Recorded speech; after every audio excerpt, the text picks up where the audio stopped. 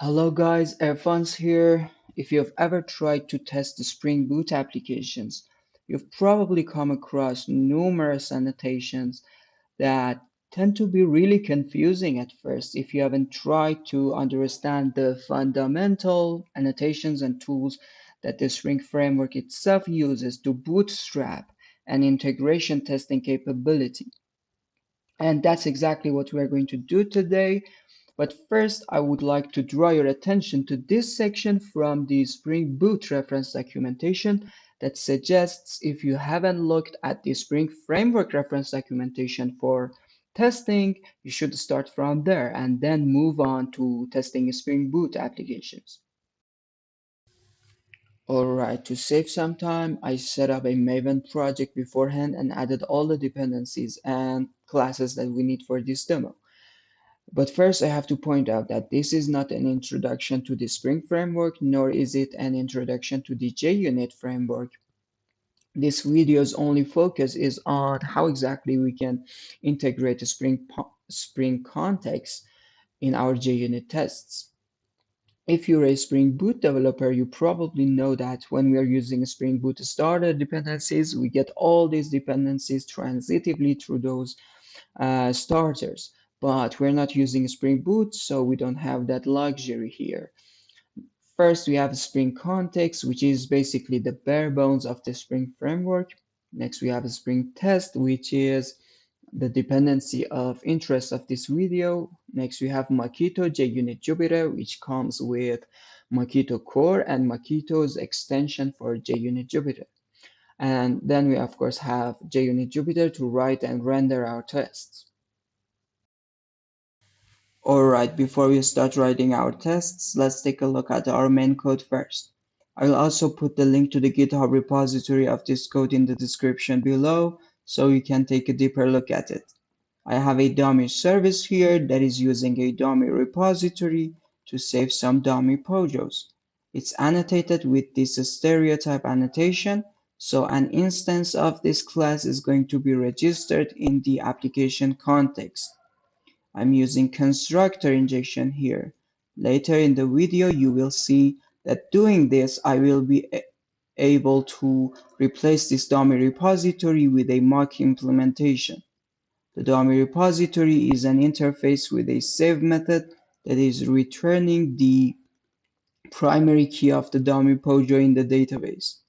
It has an implementation that is simply returning a random UUID in form of a string. The dummy pojo is a blank class. It doesn't have any behaviors or properties. Next, we will have to tell Spring where exactly our component classes are located. For this, I've created this configuration class, and by this annotation, I'm telling Spring to look at the erfan.handson.testing package and find our components. In our main class, I'm creating an application context. We used annotations to mark our component classes, so I'm using an annotation config application context with the application configuration class as the entry to the component and configuration classes. I'm creating a dummy pojo. I'm obtaining the instance of the dummy service from the context, and I'm calling the save pojo method on it. And in the end, I'm simply logging out the ID of the dummy pojo on the screen. Let's run our code and see our setup is working fine. Okay, we see the ID of the pojo printed out on the screen. Let's move on to writing some tests. Alright, in our tests, we are going to work from the ground up. So our first test case is going to be a pure unit test of the save pojo method of the dummy service. We are not using Spring here, and we are not using any extensions for JUnit. But as we go further into the video, we are going to use them to write our tests in a more developer-friendly way. In order for our tests to be isolated from the dummy repository, we will have to mock out the dummy repository instance in the dummy service. And that's exactly what I've done here in the setup. I created a mock implementation of the dummy repository using Mockito and injected it into a new instance of the dummy service. I was able to do this because I used constructor injection in the dummy service. If I had used field injection and the auto-wired annotation, for example, I wouldn't have this luxury here. So always try to stick with the constructor injection option wherever possible.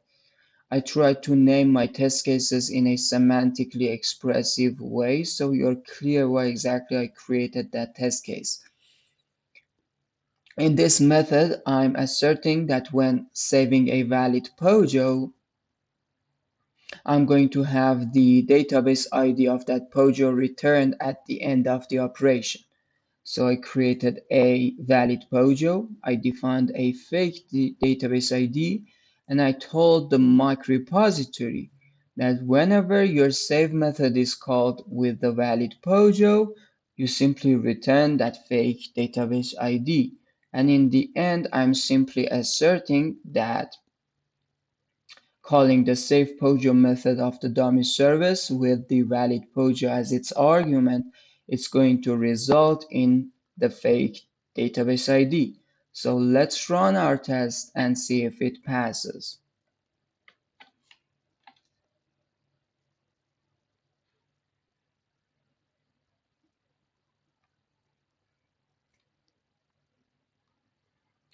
Okay, we are good. In the next section, I'm going to use some annotations to do this in a more developer-friendly way.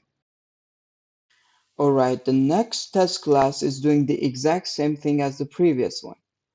The only difference here is that I replaced this setup with these two annotations. The mock annotation is going to make this dummy repository field initialize with a mock implementation. And the inject mocks annotation is going to make sure that this mock object will be injected into a new instance of the dummy service. But how exactly did I manage to do that with only two annotations?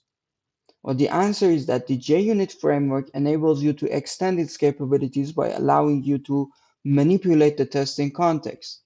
For example, it allows you to intercept test executions at different stages and add some code to change the way that the rest of the code executes.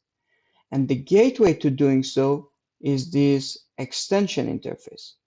It is a marker interface for all extensions. So there are quite a number of extensions. We are going to look at one of them, and when you get the idea, the rest is going to be the same. Okay, you can find all the extension interfaces under the extension package of the JUnit Jupyter API dependency, but we are going to take a look at this before each callback interface as an example. It has a before each method that is going to be invoked before an individual test. And as you see here, it was supposed to provide additional behavior to tests before an individual test.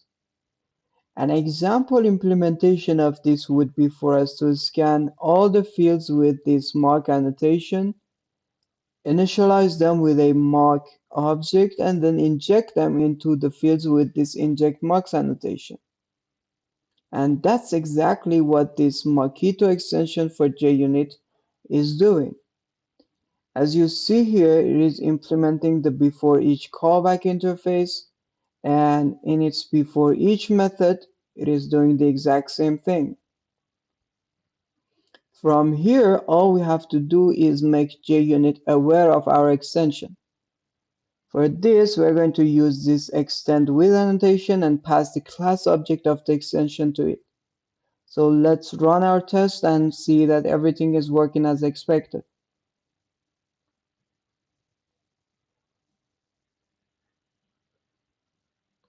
Okay, we're still good. In the next section, we're going to take a look at the Spring extension for JUnit.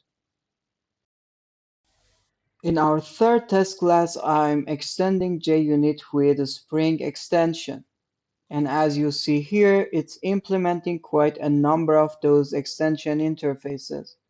And the same as what we had in the Mockito extension, through this it's going to enrich our testing context. And if you go through all this code, you will see that writing this line of code will result in an application context initialized for us that can be auto-wired into our test instances.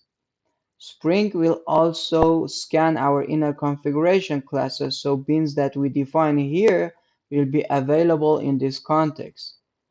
It is not going to be a full-blown application context though. For example, obtaining a bean of type dummy service will result in a no such bean definition exception. The first test case is asserting that the context has been successfully initialized. The second one is asserting that our inner configuration class has been successfully scanned and all the bins has been registered in the context. And the third one is showing us that not all bins will be registered in this context. Let's run our tests and see if I was right.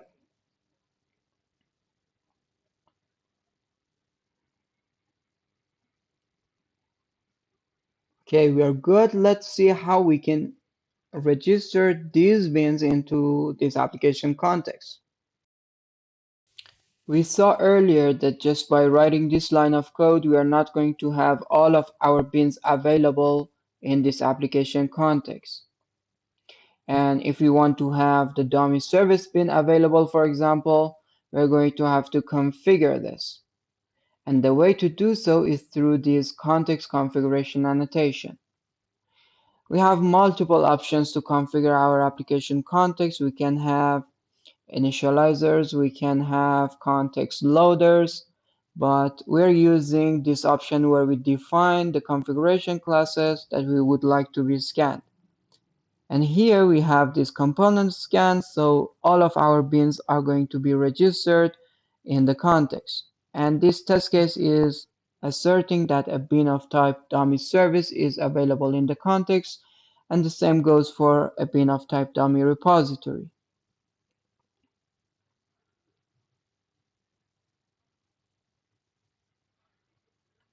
Alright, in our last test class, we are going to write an integration test with rather less boilerplate code. So this combination of annotations is quite common when it comes to testing Spring applications. So we have this option of using the Spring JUnit config annotation, which is a composed annotation that combines the context configuration and the extend with annotations. We will also be able to set all the attributes from the context configuration annotation here. And that's exactly what I've done here.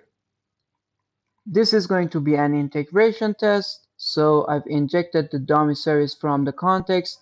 And we know that if we call the savePojo method of the dummy service with a valid Pojo, we're going to have a valid UUID return at the end of the operation.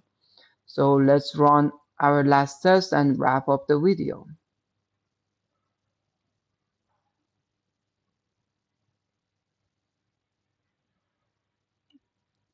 All right. Okay, that's all about this video. I would be honored to read your opinions in the comment section. I will put this link in the description, and it's been a fun talking to you. Have a good one. Hello guys, Erfan's here. If you've ever tried to test the Spring Boot applications, you've probably come across numerous annotations that tend to be really confusing at first if you haven't tried to understand the fundamental annotations and tools that the Spring framework itself uses to bootstrap an integration testing capability. And that's exactly what we're going to do today. But first, I would like to draw your attention to this section from the Spring Boot reference documentation that suggests if you haven't looked at the Spring Framework reference documentation for testing, you should start from there and then move on to testing Spring Boot applications.